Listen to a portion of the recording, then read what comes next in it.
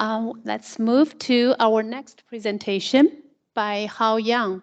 And Hao Yang is coming from University of Georgia, and his presentation is modeling the spatial temporally dynamic transmissibility of COVID-19.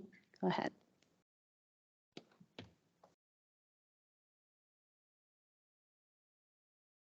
Good afternoon. Welcome. The topic of my presentation is measuring and examining the spatial temporally varying transmissibility of COVID-19. And my presentation will follow this outline: the background, research questions, methods, results, and conclusions. So the transmission rate of COVID-19 must differ over space and places, and over space and time. So for example, in a specific time, the transmission rate of COVID-19 in different places must be different. And also for specific place, and the transmission rate of COVID-19 is changing over time. Understanding this space and time varying transmission rate of COVID-19 are complex because there are multiple contributing factors affecting the transmissibility. And the interactions among these factors and their impact on the transmission rate of COVID-19 are complex, and the mechanism and the nature of these relationships the little is known about the nature and form of the relationships. And so this study aims to understand the space and time varying transmissibility of COVID-19 with the help of machine learning methods. In terms of transmissibility, here are two commonly used metrics to describe the transmissibility: the R0, basic reproduction number; the RE, effective reproduction number. And in this study, we'll use the RE, the effective reproduction number, to describe the changing, the time and space changing transmissibility. And so we propose two research questions. The first question is, from a longitudinal perspective, for a specific place, how do policy and behavior responses to the pandemic affect the changing RE over time? The second question is, from a cross-sectional view at a specific time, how is the spatial variability of RE associated with the demographic, socioeconomic, environmental, and health behavior characteristics of places? So in order to analyze the relationship between RE and the contributing context factors, the first step is to get the estimation of transmissibility RE.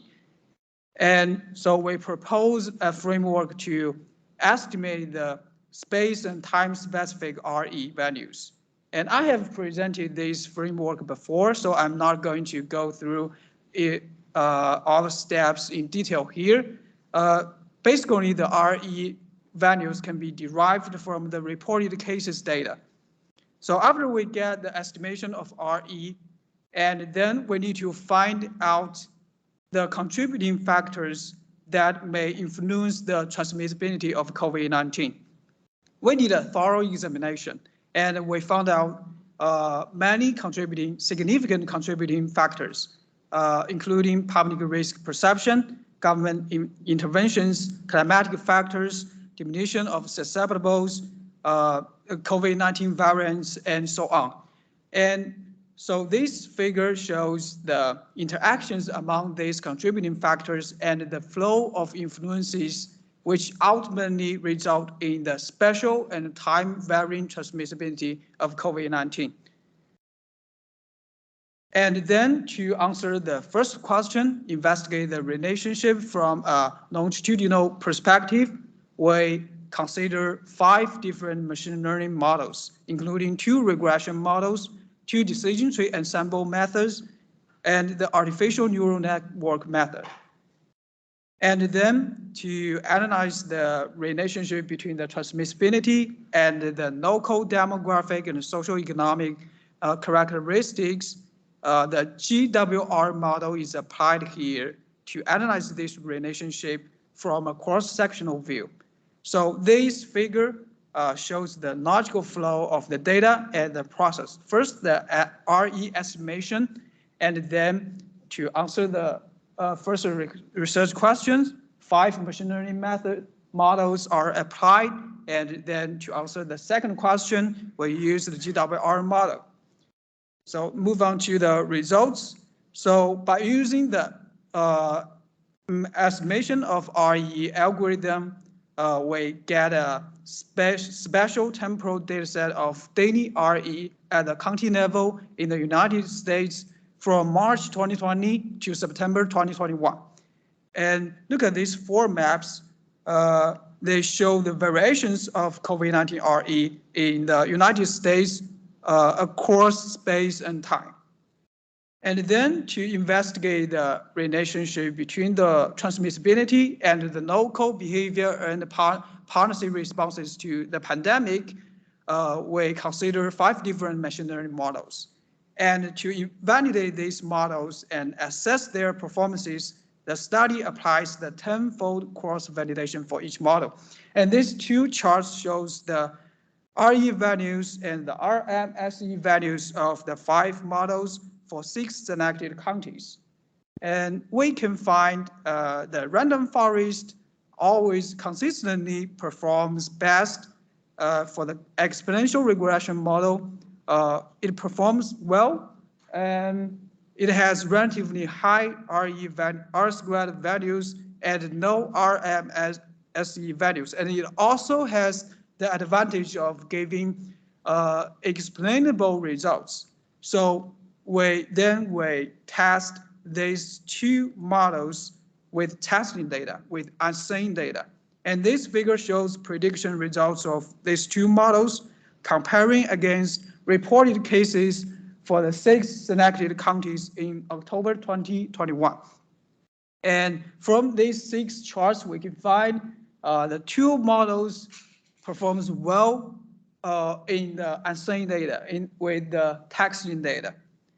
So we select these 2 models to investigate the relationship. And first, for the exponential regression, for each county, there is a specific local model, and each local model has a set of coefficients corresponding to the explanatory variables.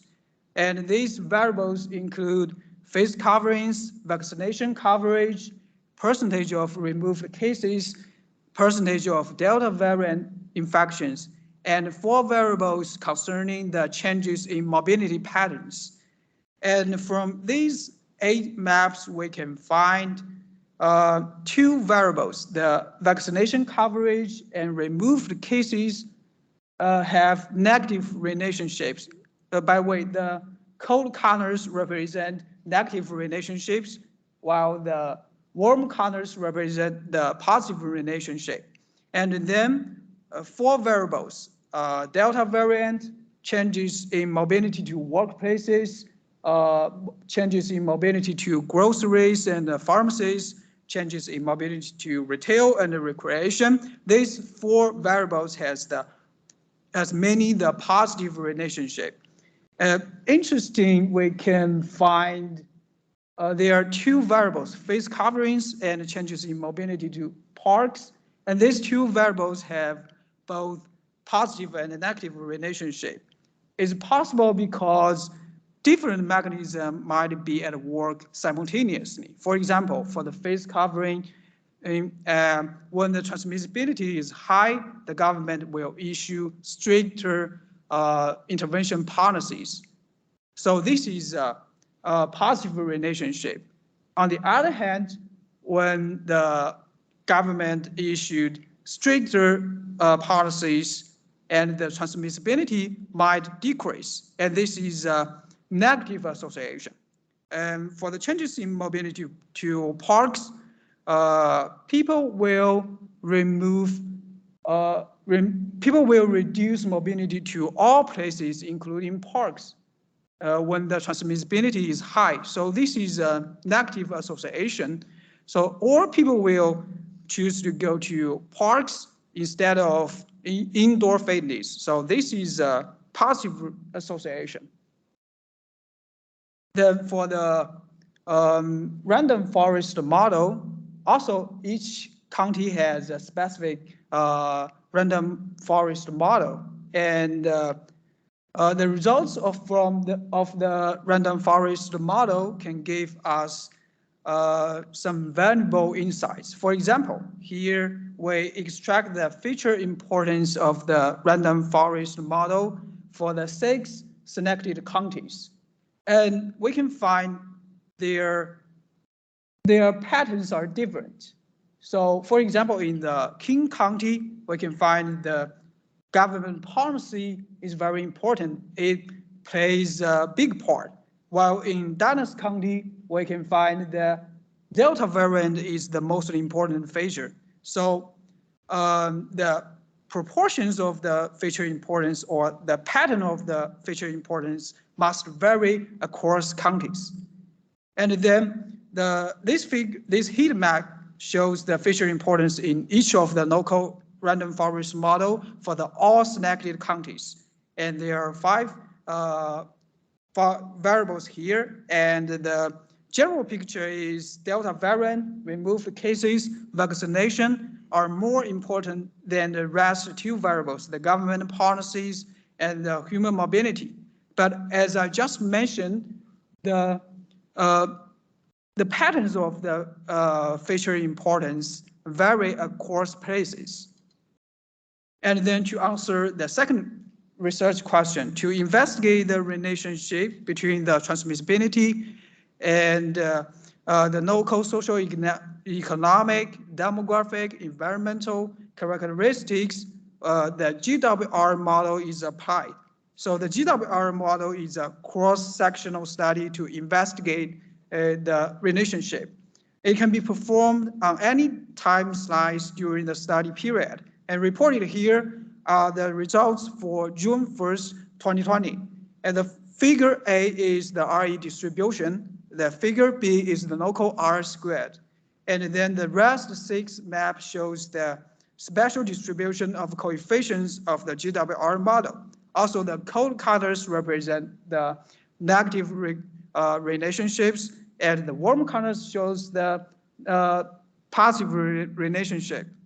And we can find 5 variables show the positive relationship, including the household income, the percentage of GOP votes, PM 2.5, population density, percentage of non-white.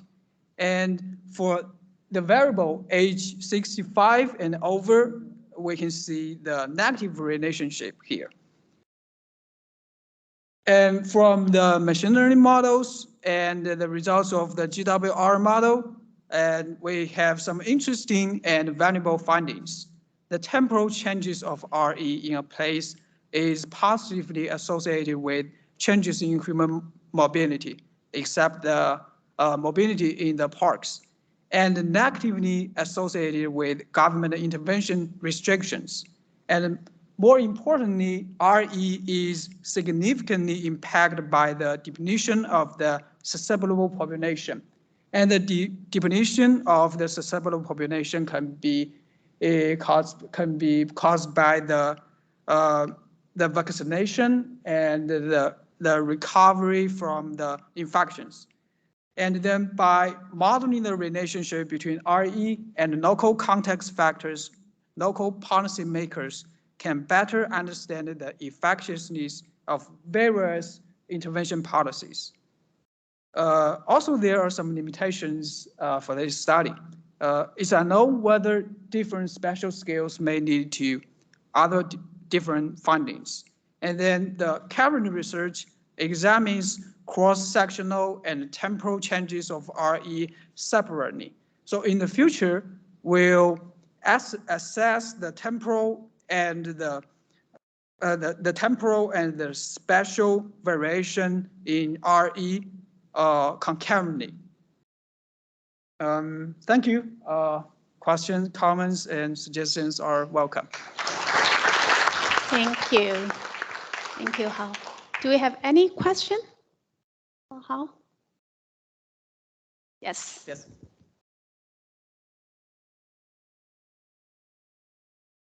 Hi, thanks for your talk. I'm Samaya Daj from UCSB. I was wondering about the data source that you use to in your models, like specifically the face covering. How would you quantify the amount of face covering, or what was the main source of the data for that?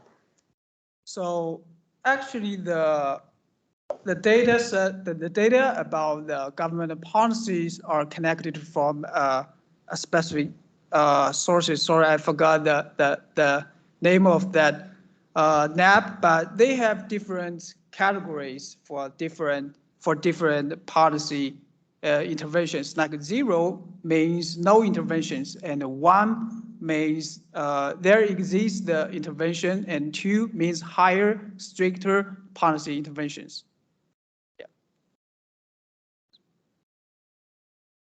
Hi, thank you for your presentation. I was curious, did you consider running a geographically and temporally weighted regression, and what would be the rationale behind, comparing the results from geographically and temporally weighted regression to geographically weighted regression? Was there, what was the rationale behind using GWR instead of the GTWR? Because this is both spatial and temporal data, right? Yeah, actually, that is our future work. GTWR considers the spatial and temporal perspectives concurrently. So, but GWR here is just analyzing the relationship in a cross-sectional view. So the basic idea here is we want to separate the perspectives. We can investigate relationship from just a longitudinal view and then from a cross-sectional view. But in our future work, actually, I'm doing the spatial temporal analysis of it. Thanks. Thank you. Any other question? All right. If no more questions, thank you, Hao.